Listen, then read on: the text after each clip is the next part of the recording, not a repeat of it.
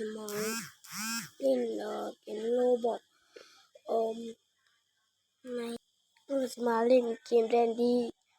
เข้าไปเนาะ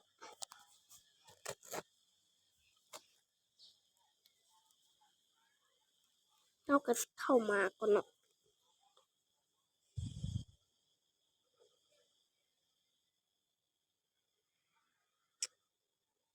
เกมนี้เราก็มาเล่นเกมแดนดี้โวเนาะ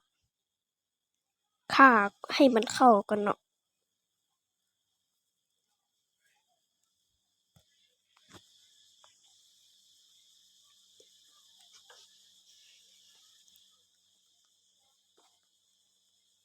เราก็เข้ามาเราก็ยางมาเนาะแล้วเราก็จะมาไม่อยากเล่นตัวแมวเนาะเราก็ต้องเราชี้เล่นเจจิซูเนาะเพราะอยากเล่นเจจิซูไม่เนาะเราก็ได้เจจิซูมาแล้วเราก็จะไปเข้าเนาะเขาเจ้าเนาะเรากำลังแลนนี่ฮานี่จะเข้ามาให้อย่างบัวเข้าบ่ทันซ้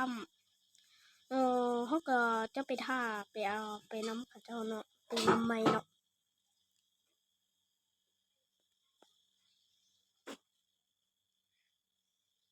เขาก็มาท่า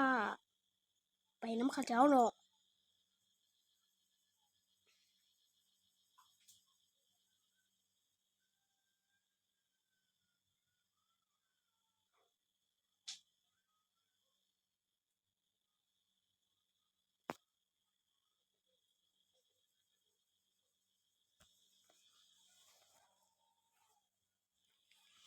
ระบาดนี้เขาก็ลงไปเบิงว่ามื้อนี้มันเป็นวันของอิหยังเนาะเป็นวันตัวอิหยังฮู้เขาก็บ่ค่อยฮู้เท่าใดเนาะเขาก็สิมาเล่นกับเจจิซูเนาะโตกับเฮาเลยแล้วเขาก็จะเข้า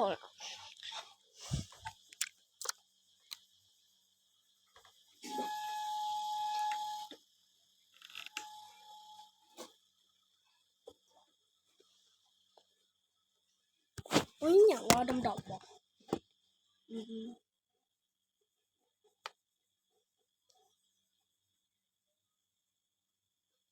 เนาะเขาก็เล่นอยู่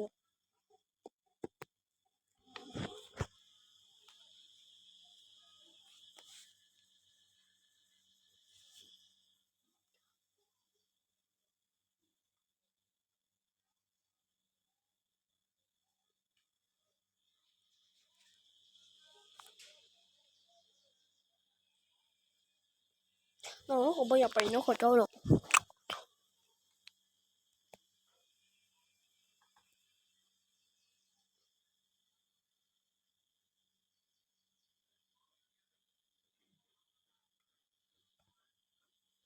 เขาก็จะมาพิมพ์เนาะ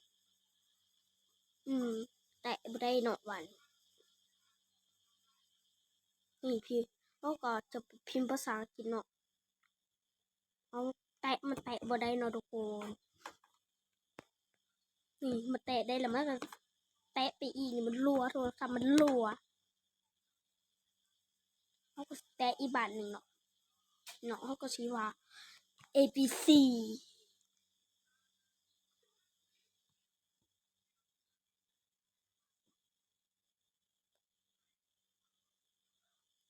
บ่มีคนเข้าเลยเว้ยแล้วก็จะมาพิมพ์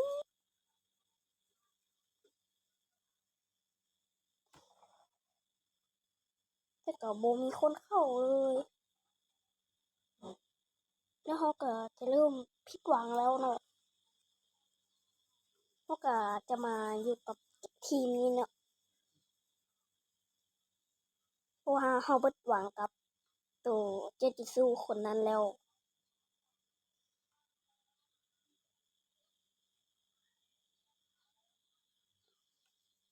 แล้วก็เตรียมตัวที่ไปเนาะ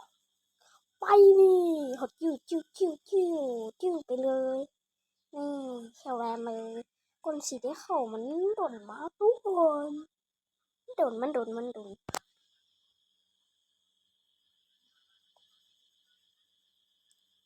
บิ่งเนาะว่าเขาสิตายซั้นใดเนาะ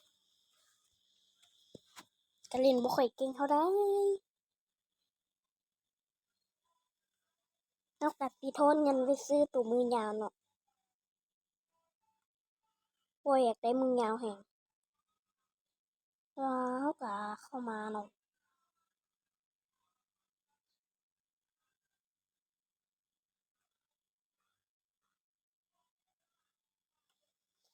กำลังสิเล่นเนาะนี่อุปกรณ์เขาก็กระเป๋ากับหยังบ่ฮู้เนาะเขาก็สิมาเล่นคนมีเท่าใด1 2 3 4 5 6 7มี7คนเนาะคนหนึ่งหายไปไหนคนออกมื้อนั้นเขาก็สิเข้ามาเล่นเนาะ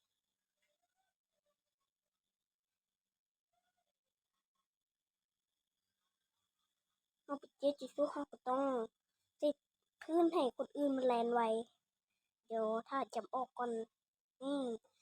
เขาก็สิเจ็ดพื้นนี่เขาก็สิได้น้ำมัน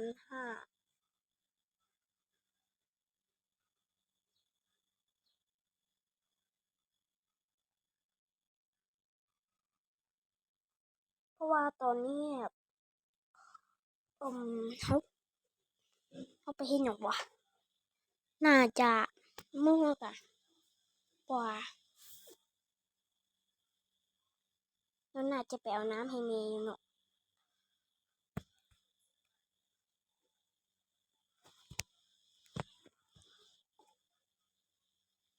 มาแล้วเนาะเขาก็มาแล้วโทรศัพท์มันกระปิดเนาะแต่มันแตะไม่ได้แต่ว่ามันก็จะไปเล่นกันเลยเนาะโทรศัพท์มันแตะไม่ได้เนาะ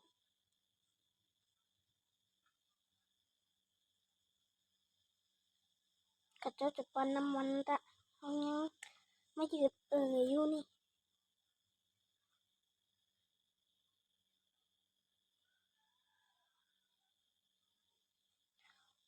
เขาก็จะไปเก็บน้ำมันเนาะนี่เขายังไม่ได้ปั้นน้ำมันเขาจนปั้นน้ำมันแล้วละเขาก็จะไปเข้าอันนั้นเนาะปั๊บนี่เขาถือตัวมือยาวขาเนาะตัวสเตมิน่าเขาเบิดเนาะ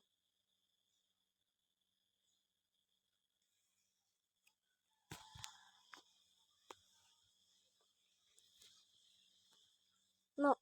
ดันคิลเลอร์โคตรโชคดีเลยเขาได้กองพยาอันใหญ่พอดีว่าเขาเอากระเป๋ามานำเนาะโคตรโชคดีเลยนี่สิแหละคันเขาบอกกระเป๋ามามันก็แดนดี้บอกมาขายดอกนี่ทีหลักมาแดนดี้นะ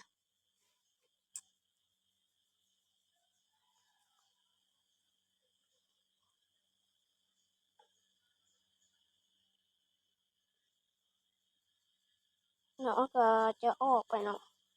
วิธีตัวเขาก็คิวแลนด์นะมั้ย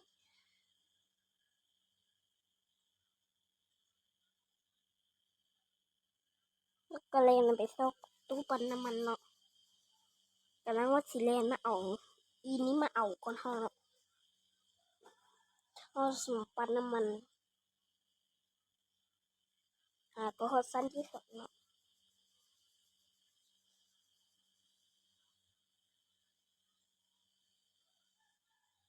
แล้วก็ปันเรื่อยๆก่อนสิมันจะเต็ม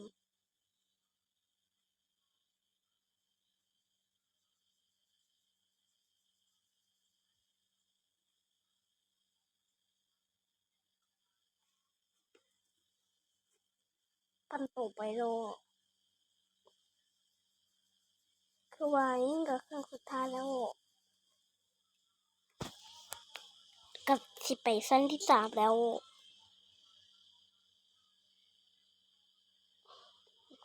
เราก็จะเก็บน้ำมันก่อนเก็บอีกเนาะเขาเก็บบ่ทันเนาะเก็บสีเขียวแลนปิ้วไปเลยเนาะสีเขียวแลนเนาะโค ราะว่าตอนนี้มันแลกแฮงนี่มันแลกแล้วเราก็เลยถือเป็นตัวโคมไฟค่ะมันแลกแล้ว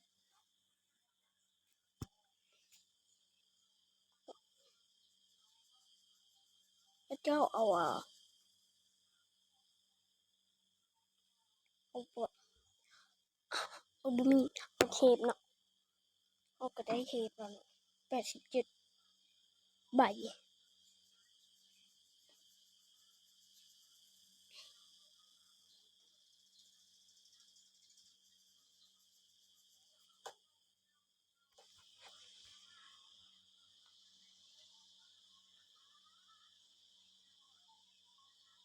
ก็คือเมื่อกี้นี่มีคนเสกยาให้กันเนาะบ่แม่นสลายหัวใจให้กันเนาะ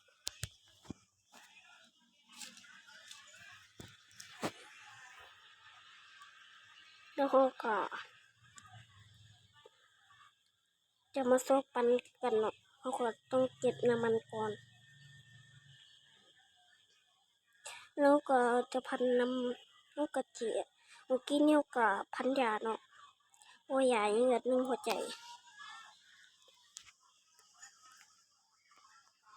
กำลังซอกอันนั้นเนาะ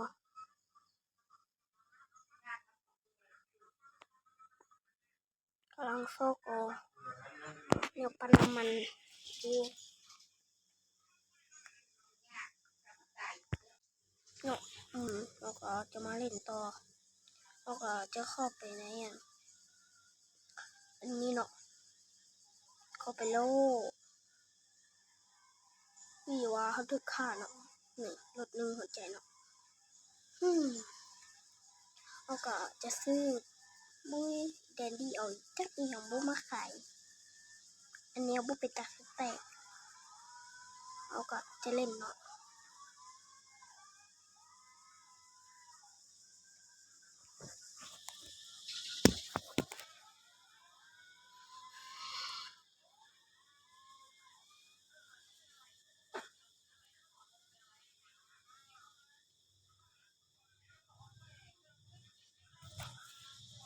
แล้วก็จะมาแล้วก็จะมาเก็บน้ำมันเนาะแล้วก็จะเล่นต่อแล้วก็เขากำลังสปีดรันอยู่เขาก็เก็บอันนี้เนาะเราเคยเห็นตู้ปั๊มน้ำมันแล้วก็สิเข้าไปเอาแล้วเขาก็ปั๊มน้ำมันก่อน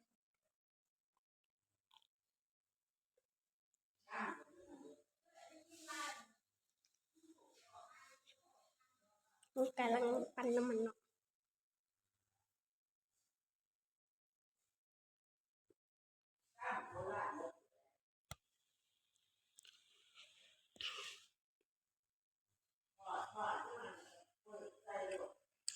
เหลืออีก2เครื่องเนาะ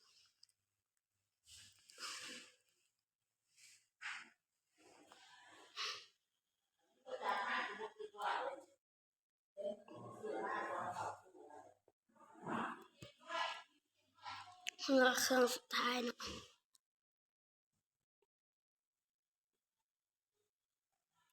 จบเนาะก็ฝากติดตามในไป EP 2เนาะ